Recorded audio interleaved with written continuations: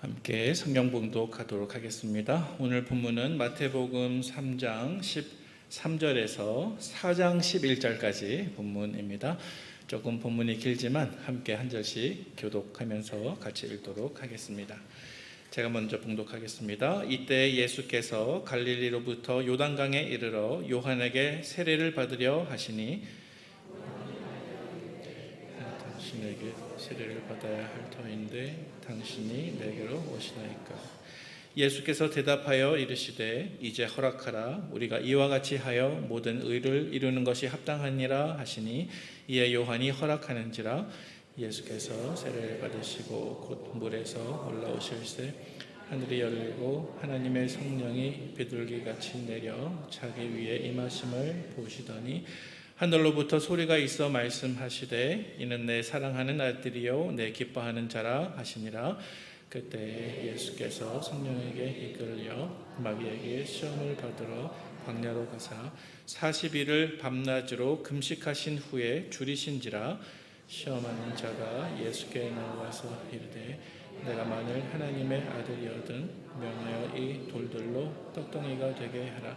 예수께서 대답하여 이르시되 기록되었으되 사람이 떡으로만 살 것이 아니요 하나님의 입으로부터 나온 모든 말씀으로 살 것이라 하였느니라 하시니 이에 마귀가 예수를 거룩한 성으로 데려다가 성전 꼭대기에 세우고 이르되 내가 만일 하나님의 아들이거든 뛰어내리라. 기록되었으되 그가 너를 위하여 그의 사자들을 명하시리니 그들이 손으로 너를 받들어 발이 돌에 부딪히지 않게 하리로다 하였느니라.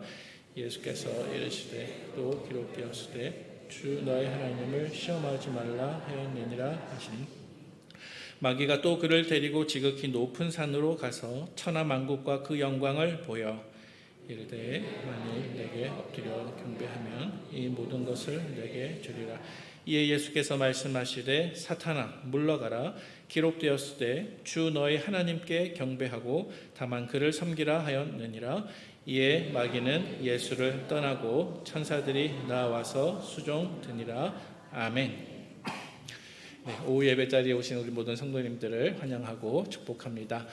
말씀 듣기 전에 이 시간 우리 지난주에 우리 아버님 시부 장례를 치르시고 예배 참석하신 우리 권사님 계십니다. 우리 임형란 권사님 지난주에 우리 시부 되시는 고 김한준 집사님 장례하셨는데 오늘 오전에 우리 찬양대에 서셨어요. 그런데 우리 장례 인사하는 시간이 기회가 깜빡 지나가게 되었습니다. 그래서 이 시간 우리 한번 일어나셔서 우리 인사하실 때 비록 슬픔 중에 있으시지만 하나님께서 슬픔을 위로해 주시고 또 이후의 모든 삶이 믿음으로 이어지기를 바라는 마음으로 우리 저기 뒤에 권사님 계십니다. 우리 박수 없이 목례로 잠깐 인사드리도록 하겠습니다. 함께 인사하겠습니다. 네, 감사합니다. 앉으시면 좋겠습니다. 네, 오후 예배를 위해서 찬양을 인도하시는 우리 두냐미스 또 우리 기도해 주신 권사님께 감사를 드립니다.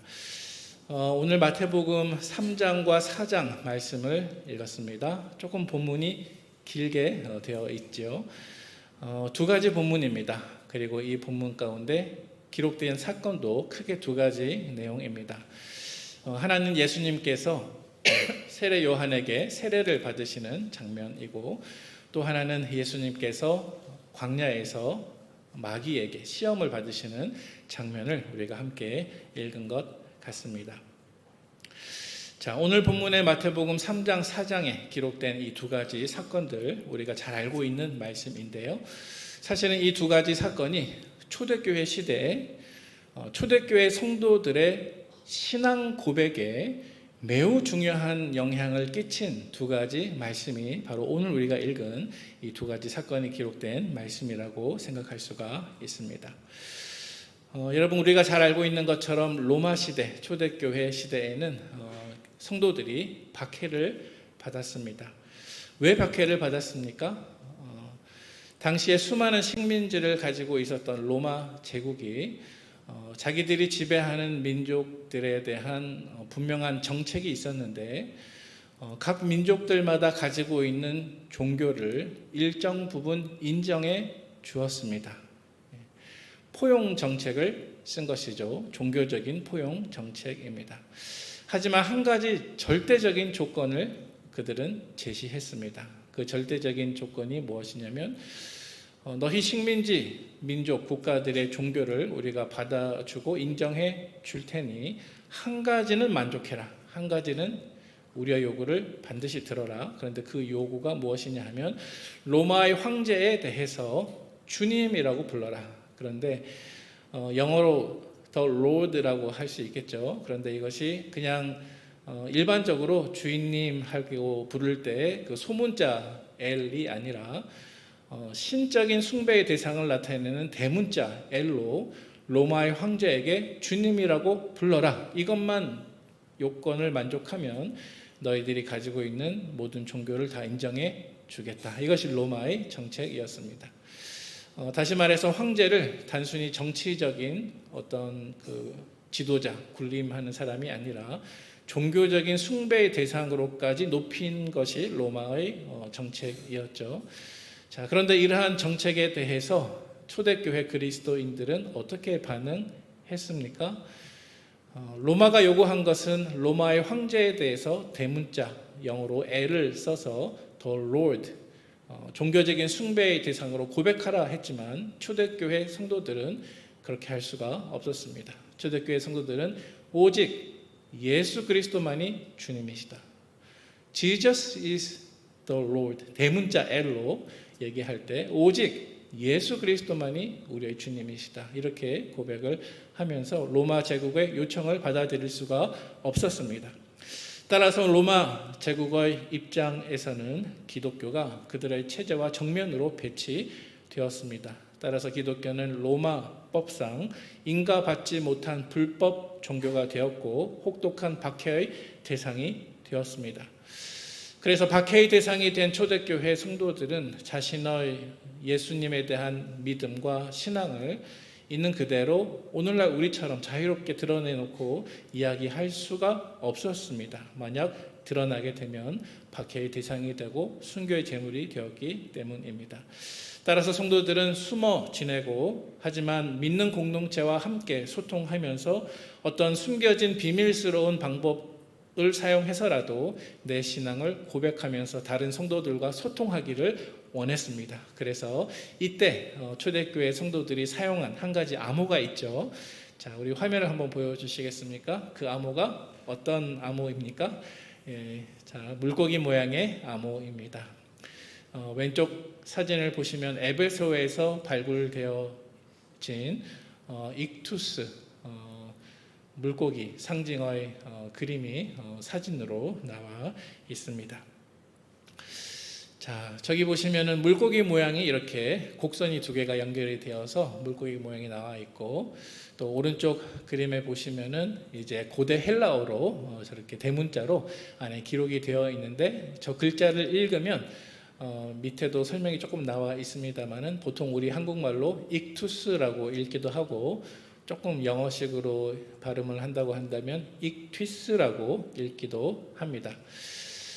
저렇게 물고기 모양, 사실은 초대교회 성도들의 신앙 고백 5가지를 단어들을 합해서 머리 글자만 땄을 때 그것이 익티스라는 단어가 되기 때문에 물고기의 상징을 가지고 초대교회 성도들은 자신의 신앙을 고백했습니다. 자, 그러면 그 다음 화면을 잠깐 보여주시고요. 자, 그러면 구체적으로 초대교회 성도들이 어떻게 저 물고기 모양의 상징을 가지고 익투스 혹은 익티스라고 하는 저 상징을 가지고 신앙을 고백했는지 조금 살펴보면 좋겠는데요. 화면이 작아서 글자가 아마 잘 안 보이실 것 같습니다. 5가지 단어가 나열되어 있습니다. 저기 물고기 모양 안에 보면은 알파벳이 5개가 있죠. 그리고 이 5개는 각각 머리 글자에 해당이 됩니다. 자, 순서대로 이 5가지 헬라어를 한번 나열해 보면 이렇습니다. 처음에 제일 위에 있는 것은 이에수스, 영어로 지저스, 예수를 뜻하는 것이고요. 그 다음에 두 번째 글자는 카이인데 크리스토스, 크라이스트, 그리스도를 뜻하는 것이고요. 또 세 번째 나오는 글자는 테타, 세타라고 읽는데 저것은 세우, 하나님의 갓, 하나님의 라는 뜻이고요. 그 다음에 네 번째 글자는 휘오스, 알파벳 이름은 윕실론이라고 읽는데요. 휘오스, 저거는 아들, 산이라고 하는 뜻이고요. 제일 마지막 철자는 시그마인데요. 헬라어로 단어는 소테르입니다. 소테르. 그리고 뜻은 세이비어, 구원주입니다. 자, 그래서 헬라어로 5가지 단어가 모이게 되면 이에수스, 크리스토스, 세우, 휘오스, 소테르, 이렇게 해서 예수 그리스도 하나님의 아들 구원자, 이렇게 되겠습니다. 그래서 저 물고기의 모양을 가지고 초대교회 성도들이 고백하고자 했던 예수님에 대한 신앙의 고백은 예수는 그리스도이시요 하나님의 아들이시고 우리의 구원자이십니다 라는 고백이 놀랍게도 저 물고기 상징의 모양에 담겨져 있습니다. 사랑하는 우리 모든 북문의 성도 여러분, 오늘 우리가 함께 본문 말씀을 묵상할 때 저 초대교회 성도들이 가지고 있었던 예수님에 대한 신앙 고백이 저와 여러분의 동일한 신앙 고백이 되는 이 시간이 되기를 소망합니다. 먼저 오늘 본문을 통해서 초대교회 성도들의 신앙 고백의 모습을 한번 살펴보도록 하겠습니다. 자, 저 물고기 모양 가운데 가장 첫 번째로 고백되는 신앙의 내용은 무엇이냐 하면 예수스 크리스토스, 예수는 그리스도이시다. 다시 말해서 예수님은 그리스도이시다라는 고백입니다. 자, 우리가 잘 알고 있는 단어와 용어입니다. 그리스도. 그리스도는 무슨 뜻을 가지고 있습니까? 그리스도. 기름 부음을 받은 자라는 뜻을 가지고 있습니다. 기름 부음을 받은 자. 그리스도는 이제 헬라어에 해당이 되겠죠. 히브리어로 똑같은 뜻, 기름 부음을 받은 자라고 하는 뜻을 가진 히브리 말은 메시아입니다. 메시아. 그래서 예수님은 메시아이시고 그리스도이시다. 기름 부음을 받은 분이시다. 이것이 초대교회 성도들의 첫 번째 고백이었습니다. 자, 그런데 오늘 우리가 읽은 본문 가운데 이 부분이 등장하고 있습니다. 오늘 본문 3장 16절 말씀 우리 같이 한번 읽어보겠습니다. 시작. 예수께서 세례를 받으시고 곧 물에서 올라오실새 하늘이 열리고 하나님의 성령이 비둘기같이 내려 자기 위에 임하심을 보시더니. 아멘. 자, 초대교회 성도들이 예수님을 그리스도라고 고백했을 때 그 그리스도의 말의 뜻은 기름 부음을 받은 자입니다. 자, 그런데 이 기름 부음을 받은 자의 원래 구약에서 메시아라고 했을 때 그 원래 뜻은 구약에서부터 이제 비롯되는 것이라고 말을 할 수가 있는데요. 자, 우리가 참고적으로 예수님이 그리스도 메시아이심을 예언하고 있는 구약 성경 이사야 11장 1절과 2절 말씀 같이 한번 읽어보도록 하겠습니다. 읽겠습니다. 시작. 이새의 줄기에서 한 싹이 나며 그 뿌리에서 한 가지가 나서 결실할 것이요 그의 위에 여호와의 영 곧 지혜와 총명의 영이요 모략과 재능의 영이요 지식과 여호와를 경외하는 영이 강림하시리니. 아멘. 자, 기름 부음을 받은 자라고 했는데 기름이라는 말은 나오지 않고 어떤 단어가 등장하고 있습니까? 여호와의 영, 성령이 등장하고 있습니다. 조금 이따가 설명드리겠습니다. 자, 두 번째로 이사야 42장 1절 말씀인데요. 이사야 42장 1절 말씀 같이 한번 읽어보겠습니다. 시작. 내가 붙드는 나의 종, 내 마음에 기뻐하는 자, 곧 내가 택한 사람을 보라. 내가 나의 영을 그에게 주었은즉 그가 이방의 정의를 베풀리라. 아멘. 자, 방금 읽은 이사야 말씀에 보니까 구약 말씀 속에서 예수님 위에 무엇인가가 임할 것이다. 만약 이것을 기름이라고 표현하면 기름 부음이 있을 것이다 라는 예언이 등장하고 있습니다. 구약 시대 때 기름 부음을 받는 사람들은 왕 혹은 선지자, 제사장들이었겠죠. 자, 그런데 이사야 11장과 42장 우리가 읽은 말씀에 따르면 구약 시대의 보통의 왕, 제사장 또 선지자가 아니라 예수님의 경우에 기름 부음이 있는데 이때 그 기름은 문자적인 기름이 아니라 성령, 하나님의 영이 부음을 받게 될 것이다 라고 이사야 11장과 42장 말씀에 분명하게 기록되어 있습니다. 자, 그런데 이 구약의 예언대로 다시 오늘 본문으로 돌아왔어요. 마태복음 3장 말씀에 보니까 예수님께서 요한에게 물 세례 받으시고 물 밖으로 나오실 때 어떤 일이 있었습니까? 하나님의 성령이 비둘기같이 내려 자기에게 임하심을 주님께서 보셨다 그랬습니다. 따라서 구약에 예언된 그대로 기름 부으심이 주님께 임하게 되었는데, 이때 그 기름은 문자적인 올리브유 기름이 아니라 성령께서 임하신 것입니다. 그리고 이러한 내용이 초대교회 성도들의 신앙 고백에 영향을 미쳤습니다. 초대교회 성도들은 오늘 우리가 함께 읽은 이 본문 가운데 예수님의 머리 위에 세례 받으실 때 성령 임하신 이 이야기를 그들이 접하고 읽으면서 그들은 고백했습니다. 예수는 그리스도이시다. 예수스 그리스도스. 이것이 저와 여러분들의 동일한 신앙의 고백이 되시기를 축복합니다. 네, 오늘 본문에서 두 번째로 저 물고기 상징의 모양에서 초대교회 성도들이 고백했던 그 다음 신앙 고백의 내용을 같이 살펴보기를 원합니다. 두 번째 신앙 고백의 내용은 무엇입니까? 그것은 예수님은 하나님의 아들이라고 하는 고백입니다.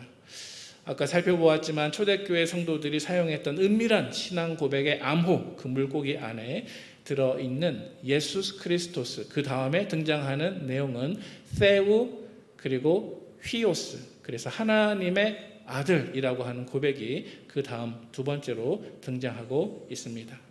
그래서 초대교회 성도들은 예수님을 하나님의 아들로 고백했는데요, 이 말씀이 오늘 우리가 읽은 마태복음 3장 17절 말씀에 기록되어 있습니다.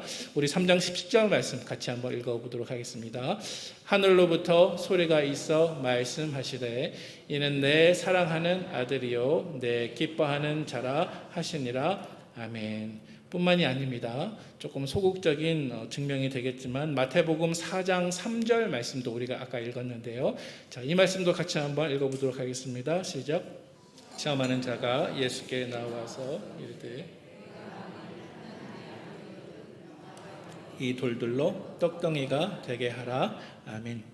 네, 마태복음 3장과 또 4장 말씀을 읽었는데 방금 읽은 두 말씀 가운데 공통된 구절이 있죠. 어떤 표현이 공통적으로 등장하고 있습니까? 바로 하나님의 아들, 하나님의 아들이라고 하는 구절이 등장하고 있습니다. 특별히 두 번째로 읽었던 저 마태복음 4장 3절 말씀 속에서는 예수님을 시험하고자 했던 마귀조차도 예수님은 하나님의 아들이심을 시인할 수밖에 없었습니다. 하지만 마태복음 4장에서 마귀가 시인하는 것보다 훨씬 더 비교할 수 없을 정도로 중요한 것은 마태복음 3장 말씀 속에서 성부 하나님께서 직접 예수님이 나의 아들이다 라고 선언하시는 부분입니다. 그래서 성부 하나님께서 예수님께서 세례 받으실 때 이는 내 사랑하는 아들이라 라고 마태복음 3장 17절 말씀 속에서 분명하게 선언하고 계십니다. 자, 따라서 예수님께서 하나님의 아들 되신다는 이 사실은 마귀도 부정하지 못했고 또 성부 하나님께서는 직접 선언해 주셨습니다. 그리고 이것이 우리가 믿는 복음의 출발점입니다. 자, 그래서 지금까지 우리가 초대교회 성도들이 예수님에 대한 신앙 고백을 했을 때 두 가지를 지금까지 살펴보았죠. 첫 번째는 그리스도, 기름 부음을 받은 자, 또 두 번째로는 하나님의 아들, 이렇게 두 가지를 지금까지 우리가 살펴보았는데요. 자, 예수님은 그리스도이시고 하나님의 아들이심을 종합적으로 보여주는 또 다른 성경 구절이 있습니다. 우리 요한복음 1장 33절 34절 말씀입니다. 우리 같이 한번 읽어보겠습니다. 시작. 나도 그를 알지 못하였으나 나를 보내어 물로 세례를 베풀라 하신 그 이가 나에게 말씀하시되 성령이 내려서 누구에게든지 머무는 것을 보거든 그가 곧 성령으로 세례를 베푸시는 이인 줄 알라 하셨기에 내가 보고 그가 하나님의 아들이심을 증언하였노라 하니라. 아멘. 자, 요한복음에 기록된 말씀인데요. 중요한 구절들이 등장하고 있습니다. 1장 33절 말씀에 보니까 중간쯤에 성령이 내려서 누구에게든지 머무는 것을 보거든. 아까 우리가 예수님에 대한 초대교회 성도들의 첫 번째 신앙 고백, 그리스도, 기름 부음을 받은 자, 성령이 임하신 분, 아까 보았는데 분명하게 33절 말씀에 성령이 내려서 누구에게 머무는 것을 보거든, 그리스도의 모습이 등장하고 있죠. 또 이어서 초대교회 성도들의 두 번째 신앙 고백은 예수님이 하나님의 아들이심을 고백했는데, 요한복음 1장 34절 말씀에 요한이 말씀하기를 내가 보고 그가 하나님의 아들이심을 증언하였노라 하니라 라고 고백하고 있습니다. 자, 따라서 예수님께서는 그리스도이실 뿐만이 아니라 성부 하나님과 또 성령 하나님이 선포하시고 인정하신 하나님의 아들이심을 우리는 이 말씀을 통해서 확인해 볼 수가 있습니다. 따라서 이 모든 내용들을 통해서 초대교회 성도들의 고백과 마찬가지로 저와 여러분들도 예수 그리스도께서 하나님의 아들이심을 고백하는 우리의 신앙이 있기를 소망합니다. 마지막 세 번째로 남아있는 신앙 고백을 살펴보도록 하겠습니다.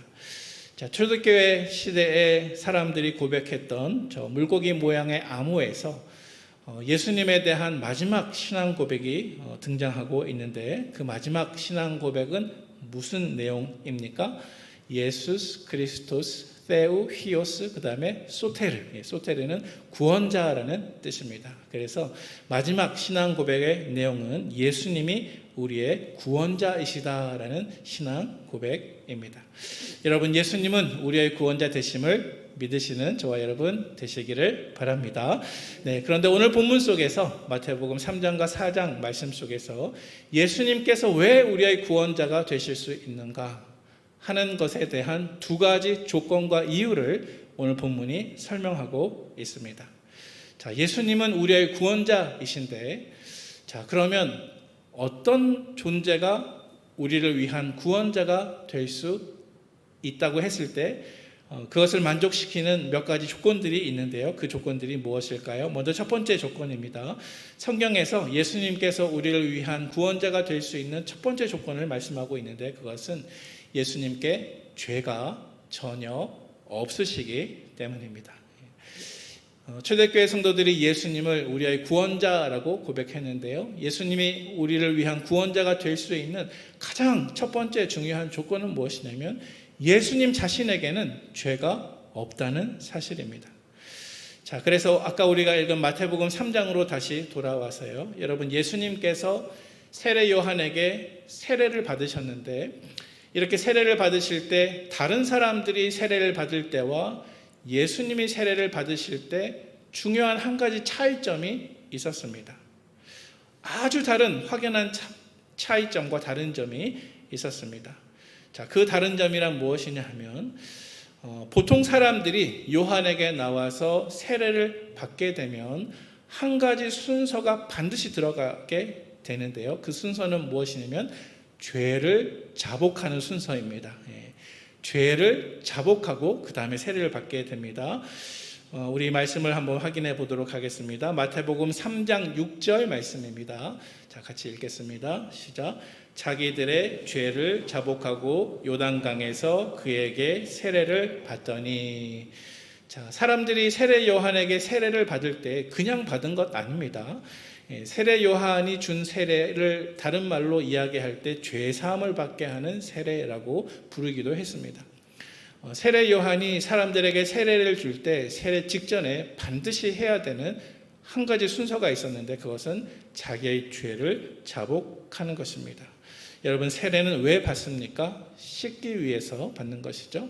물로 우리의 몸을 씻는 것처럼 물론 물로 우리의 죄를 씻을 수는 없지만 그것은 상징하는 것이죠. 죄인들이 하나님 앞에 회개하고 정결케 되기 위해서 물로 세례를 받는 것입니다.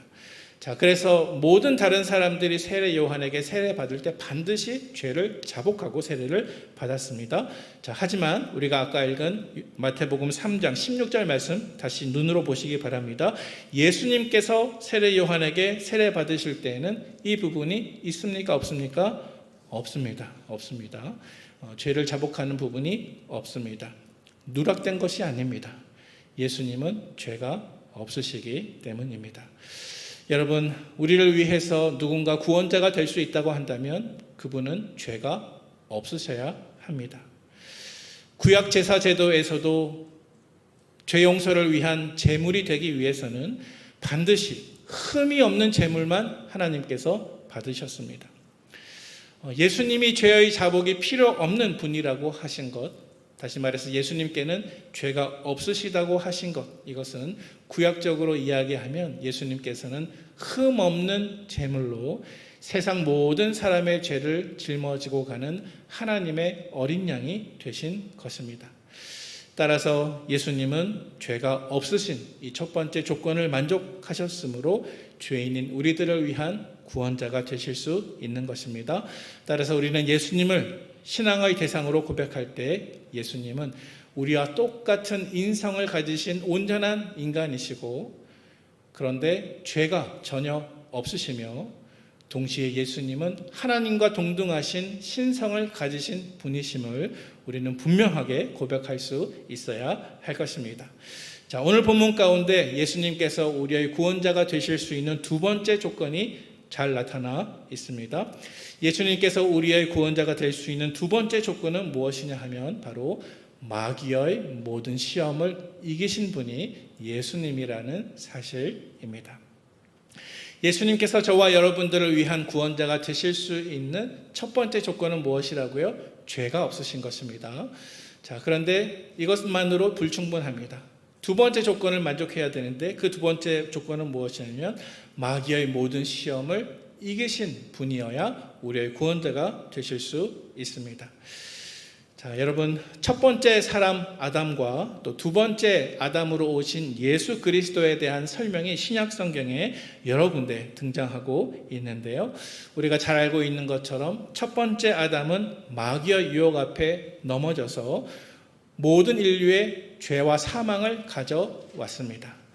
하지만 첫 번째 아담이 아니라 두 번째 아담으로 오신 우리 예수님께서는 마귀의 모든 시험을 이기심으로 의와 생명과 구원을 우리에게 가져오신 것입니다.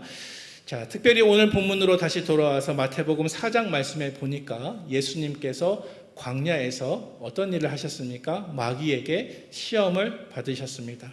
그리고 주님께서는 저와 여러분들을 위해서 그 모든 시험을 물리치시고 이기셨습니다.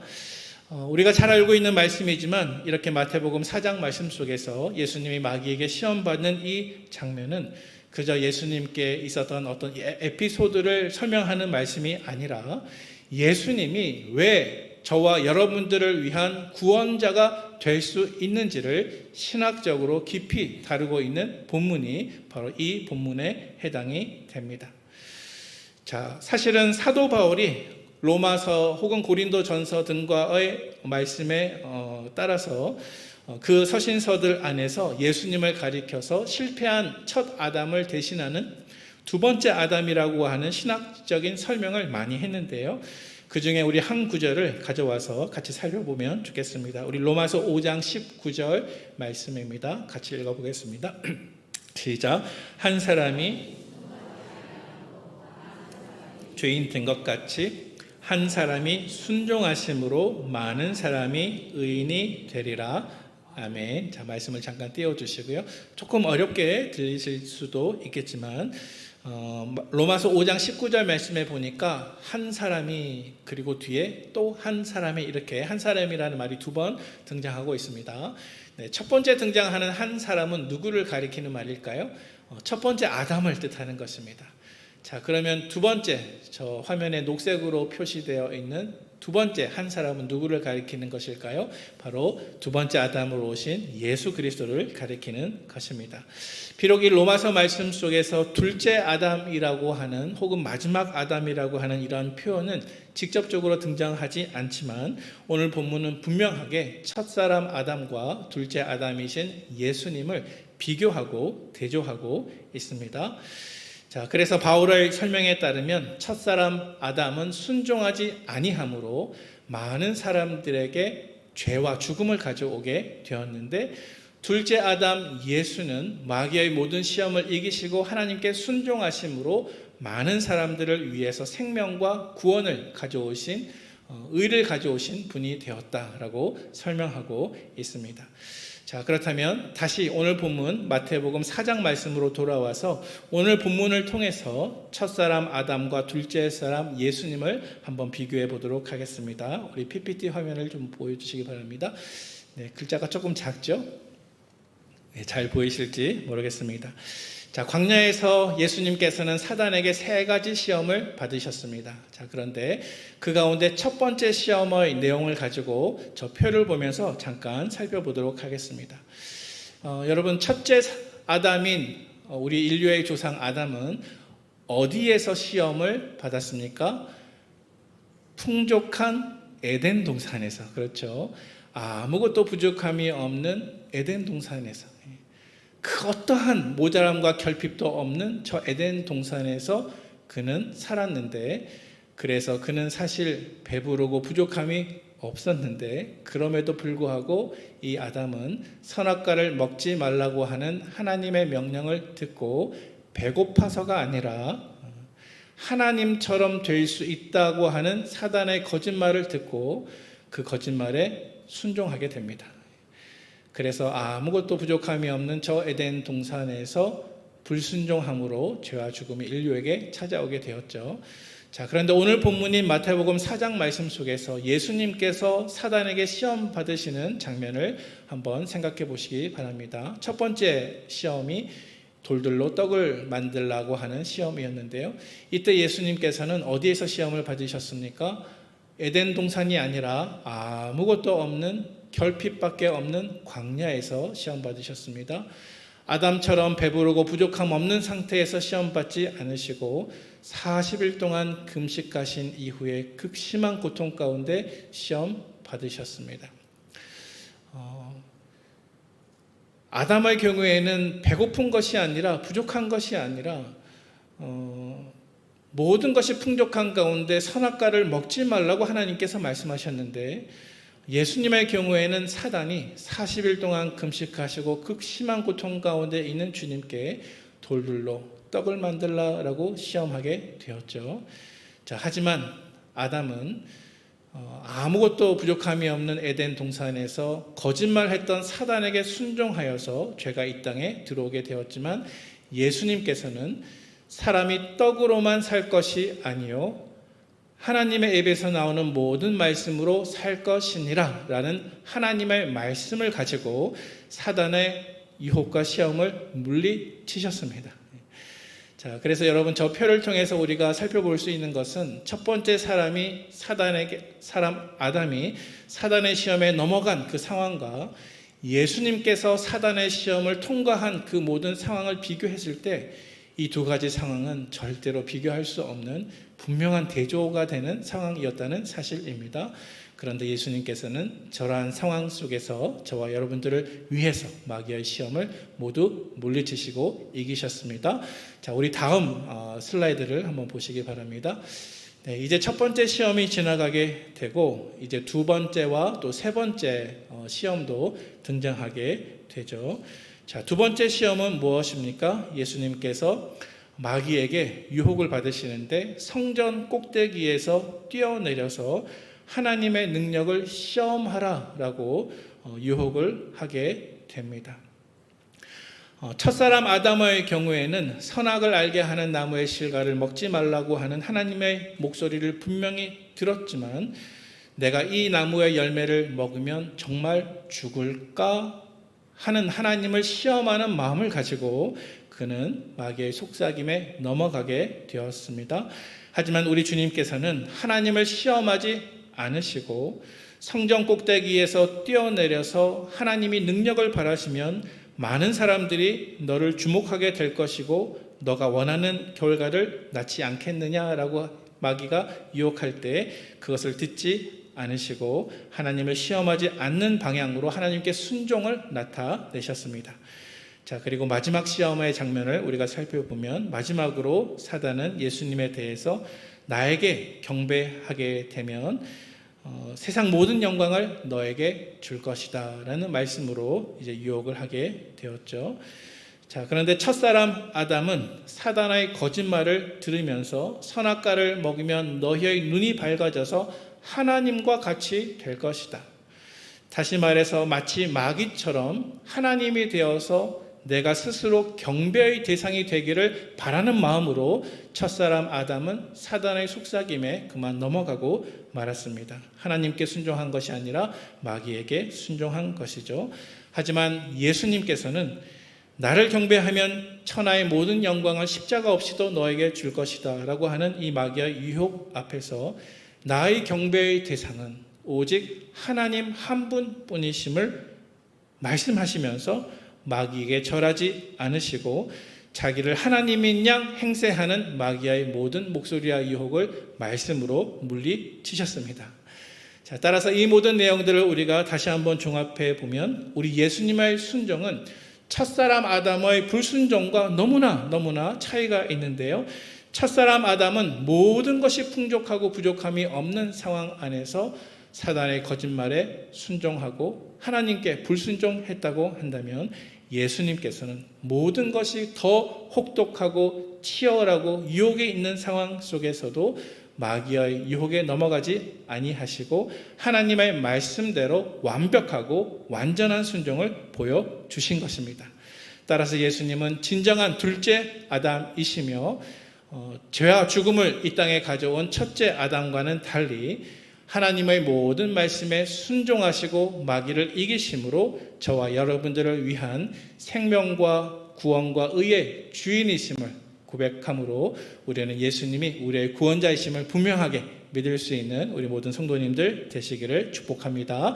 이제 말씀을 정리하도록 하겠습니다. 첫사람 아담이 무너진 그 자리에서 둘째 아담인 예수 그리스도께서는 승리하셨습니다. 오늘 묵상한 본문 말씀 속에서 우리는 초대교회 성도들이 예수님께 대해서 고백했던 세 가지 신앙 고백을 살펴보았습니다.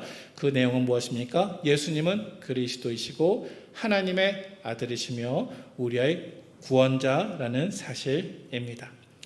초대교회 성도들이 박해를 피해서 저 물고기 모양으로 고백할 수밖에 없었던 이 중요한 소중한 신앙의 내용, 예수는 그리스도이시고 하나님의 아들이시고 우리의 구원자이시다. 이 고백이 저와 여러분들의 가정과 직장과 이웃과의 모든 관계 속에서 분명한 신앙의 고백으로 하나님께 올려드릴 수 있는 우리의 신앙 고백 될 수 있기를 주님의 이름으로 축원을 드립니다. 함께 기도하도록 하겠습니다. 하나님 아버지, 저희들을 주님의 제자로 삼아주시고 하나님을 예배하는 경배자로 삼아주셔서 오늘 귀한 주일에 오전부터 저녁까지 하나님을 예배하며 주님께 가까이 할 수 있음에 감사를 드립니다. 아버지 하나님, 우리의 신앙의 고백 가운데 예수님이 누구이신지, 오직 예수님만 하실 수 있는 일이 무엇인지에 대한 분명한 확신과 고백이 우리 입술의 고백과 마음의 확신이 될 수 있도록 인도해 주시옵소서. 아버지, 이 땅에 많은 거짓 선지자, 거짓 교사, 이단들이 나타나 내가 구원자임을 거짓말로 말할 때에 아직도 많은 사람들이 그곳에 끌려가며 진리가 아닌 곳에 머리를 숙이고 참 복음이 아닌 곳에 나의 몸과 시간과 모든 것을 드리는 형편인데, 아버지 하나님, 우리는 참 복음, 진리를 하나님의 은혜로 소유하며 이것을 믿을 수 있게 해 주신 것을 감사를 드립니다. 이제 우리가 고백하는 이 신앙이 분명한 신앙 고백이 될 수 있도록 인도해 주셔서 아버지 하나님, 다른 복음, 다른 신학, 다른 이단을 믿는 모든 사람들에게 혹은 세상 사람들에게 예수님이 누구이신지, 예수는 그리스도이시요 하나님의 아들이시요 우리의 구원자이심을 분명하게 드러낼 수 있는 우리 입술의 고백과 우리의 삶이 될 수 있도록 우리를 사용하여 주시옵소서. 우리의 입술의 고백뿐만이 아니라 내 삶의 구석구석의 모습을 통해서 이 고백이 드러날 수 있도록 다가오는 또 한 주간의 삶 속에서도 주님 저희들을 붙들어 주시고 저희들을 사용하여 주시옵소서. 우리의 구주가 되시고 하나님의 아들이시며 그리스도 되시는 예수님의 이름으로 감사하며 기도하옵나이다. 아멘. 이제는 우리 구주 예수 그리스도의 은혜와 하나님 아버지의 사랑과 성령님의 교통하심이 예수님에 대한 분명한 신앙 고백을 가지고 이 땅에서 고백하며 예수님을 영화롭게 하고 복음을 모르는 사람들에게 그것을 증거하며 살기를 다짐하는 사랑하는 북문의 모든 성도들 위해 지금부터 영원토록 함께 있을지어다. 아멘.